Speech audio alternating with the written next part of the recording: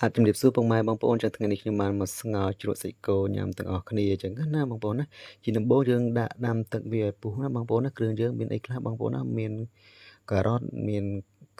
ជីក្រហមមានស្លឹកក្រូចសើចមានគល់ស្លឹកគ្រៃមានខ្ទឹមសអញ្ចឹងណាបងប្អូនណាគ្រឿងរបស់យើងមានច្រើនដែរអញ្ចឹងបងប្អូនណាតើមកទឹកពុះហើយយើងដាក់គ្រឿងរបស់យើងចូលមកបងប្អូនណាមានដែលគ្រឿងដែលយើងបានហាន់មិញណាបងប្អូនណា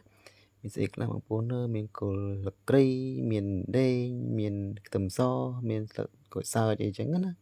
បងប្អូនយើងដាក់ជាមួយទឹកនឹងតវាធំក្លិនឈ្ងុយតែម្ដងបន្ទាប់មកទឹកពុះគ្រឿងនឹងអស់ហើយយើងដាក់សាច់ចូលណាបងប្អូនណាសាច់គោដែលយើងបានហាន់រួចលាងទឹករួចហ្នឹងយើងដាក់ទឹកពុះនឹងទៅអញ្ចឹងណាបងប្អូនណាបន្ទាប់ពីយើងដាក់នឹងហើយទៅបងប្អូនវាពុះបដាអីបដាហើយអញ្ចឹងណាតើមកមួយសន្ទុះទៅយើងបានមើលទៅតើរៀងអស់ហើយយើងកូរវាមួយសន្ទុះបងប្អូនឲ្យវាចូលជាតិ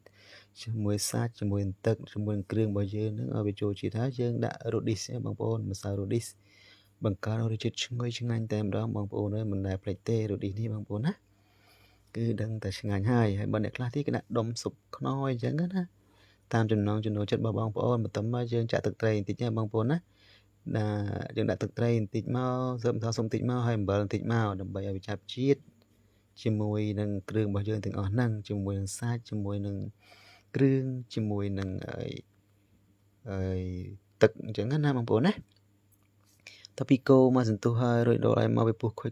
បងប្អូនអើយហើយយើងក្របវាមកសន្ទុះមកដើម្បីឲ្យវាពុះឆ្អិនសាច់ហ្នឹងណាបងប្អូនណានេះបងប្អូនតពីឆ្អិនសាច់អស់ហើយយើងដាក់បន្លែចូលតែម្ដងអញ្ចឹងណាបន្លែយើងមានអីគេបងប្អូនមានតែការ៉ុតទេអញ្ចឹងណាយើងស្ងោរនេះស្ងោរជ្រក់នេះបងប្អូនណាអញ្ចឹងយើងមានតែការ៉ុតដែលយើងបានហាន់ហើយយើងដាក់ទៅពណ៌លឿងអញ្ចឹងគឺលឿងទុំអញ្ចឹងបងប្អូនណាយើងកូរវាឲ្យវាឆ្អិនជាមួយចូលជាតិជាមួយនឹងសាច់ជាមួយនឹងគ្រឿងជាមួយបន្លែហ្នឹងអញ្ចឹងណា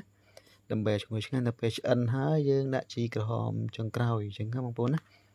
ជីនេះដែរគេហៅជីក្រហមបងប្អូនដាក់ទៅឈ្ងុយតែម្ដងនៅធំក្លិនផ្សែងវាពុះមកបងប្អូនណាយើងនៅក្នុងហ្នឹងគឺធំក្លិនឈ្ងុយប្រហើរតែម្ដងជាមួយនឹងការថាជីក្រហមហ្នឹងណាបងប្អូនណាគឺបង្កើនរសជាតិឈ្ងុយឆ្ងាញ់តែម្ដងអញ្ចឹងណាបងប្អូនណានេះបងប្អូនយើងសម្បាច់ក្រូចឆ្មាដាក់ហើយអ្នកខ្លះគេប្រើអំពិលទុំអីចឹងណាប៉ុន្តែខ្ញុំអត់ទេថ្ងៃនេះខ្ញុំដាក់ក្រូចឆ្មាចូលបងប្អូនណាអញ្ចឹងគឺដឹងតែឆ្ងាញ់ហើយថ្ងៃនេះជាតិឈ្ងុយឆ្ងាញ់តែម្ដងបងប្អូនអើយនេះធំក្លិនផ្សែងវាហុយមកណាបងប្អូនណាគឺហេវបាយតែម្ដងហេវបាត់ហើយបងប្អូនយើងនិយាយឡើងហេវបាយបងប្អូនណាឆ្ងាញ់ណាស់នៅពេលដែលយើងដាក់ហត់មកបាច់យកខ្ចាយមានកម្លាំងព្រឹសតែម្ដងបងប្អូនណាគឺដោយសារតែស្ងោរជ្រក់អញ្ចឹងបងប្អូនវីដេអូរបស់ខ្ញុំមានប៉ុណ្ណឹងឯងថ្ងៃនេះសូមបងប្អូនជួយ like ជួយ share ផងអរគុណច្រើន